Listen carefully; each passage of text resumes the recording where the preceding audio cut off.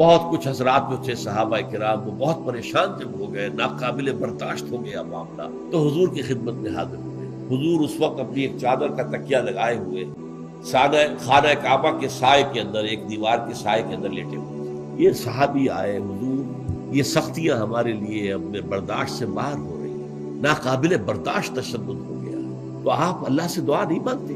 اللہ کی مدد کب آئے گی؟ اللہ کی مدد کے لیے دعا کیجیے۔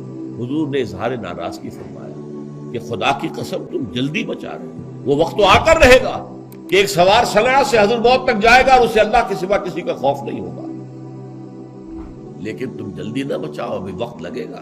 تم سے پہلے جو لوگ آئے ہیں اس راہ میں، اسلام اور ایمان کے راستے پر، ان میں ایسا بھی ہوا ہے کہ گڑھے کھود کر آگ جلائی گئی اور زندہ جلا دیے گئے۔ ایک گڑھا کھود کر ایک انسان کو دھڑ تک اس کے اندر دفن کر دیا گیا اور سر کے اوپر آرا رکھ کر چیرنا شروع کیا اور پورے جسم کو دو حصوں میں کاٹ دیا۔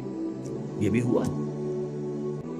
اور جسم سے پٹھے جو ہیں، گوشت، وہ لوہے کے کنگھوں کے ذریعے سے کھرچ دیا گیا، یہ بھی ہوا ہے۔ پھر بھی انہوں نے صبر کیا، تو تم صبر کرو، جھیلو، برداشت کرو، ابھی اللہ تعالیٰ کی طرف سے تمہاری آزمائش کا سلسلہ جاری ہے، ایک وقت ہوگا کہ اللہ کی